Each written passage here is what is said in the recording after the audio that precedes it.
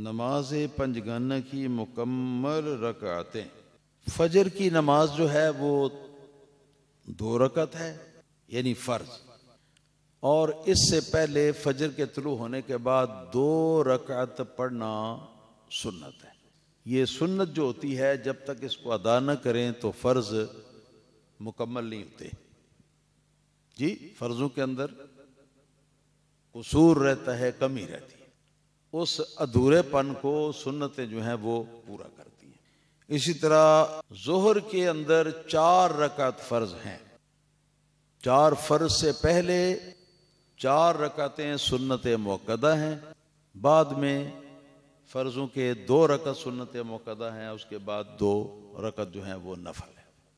عصر کی نماز سے پہلے 4 رکعت سنت غیر موقدہ ہیں، بعد میں کوئی تطوع یا سنت نوافل وغیرہ نہیں ہے۔ مغرب کی نماز میں 3 رکعت فرض ہیں، ان کو پڑھنے کے بعد 2 رکعت سنت موقدہ ہیں، اس کے بعد 2 نفل ہیں۔ مغرب کی نماز کے بعد 6 رکعت نواز اوابین ہے، بہت بڑا ثواب ہے ان 6 رکعتوں کا، لیکن اگر آپ اختصار سے کام لینا چاہیں تو فرضوں کے بعد 2 رکعت جو ہیں سنت ہیں، یہ بھی تطوع میں آتا ہے، نفل میں، اور اس کے بعد پھر 2 رکعتیں مزید آپ پڑھیں گے نفل، 2 اور 2 4 ہو گئی، اس کے بعد 2 رکعت ساتھ اور ملا لیں تو یہ 2 رکعت سنت، 2 رکعت نفل، پھر 2 رکعت نفل مل کر تو یہ سارے 6 رکعت نماز اوابین پورے ہو جائیں گے۔ نماز اوابین کا ثواب آپ کو پورا ملے گا اس سے۔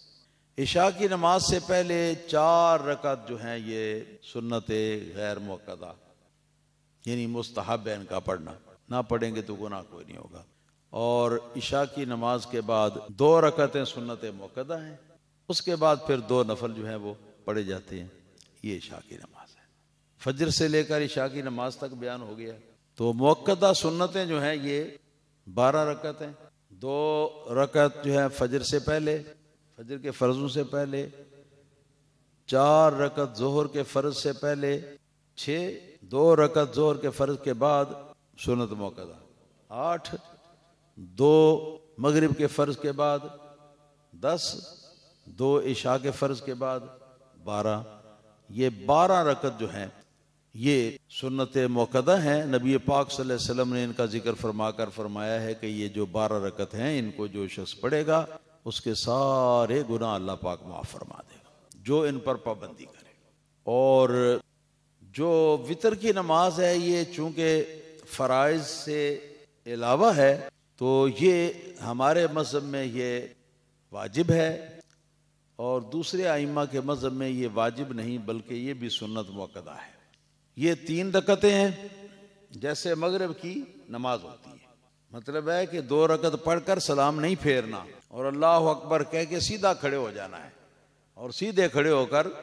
تو پھر تیسری رکعت جو ہے وہ پڑھنی ہے۔ اس کی تیسری رکعت میں جب آپ معمول کی قرات جو ہے وہ مکمل کر لیں گے، اس کے بعد ہاتھوں کو اٹھاتے ہوئے اللہ اکبر یہ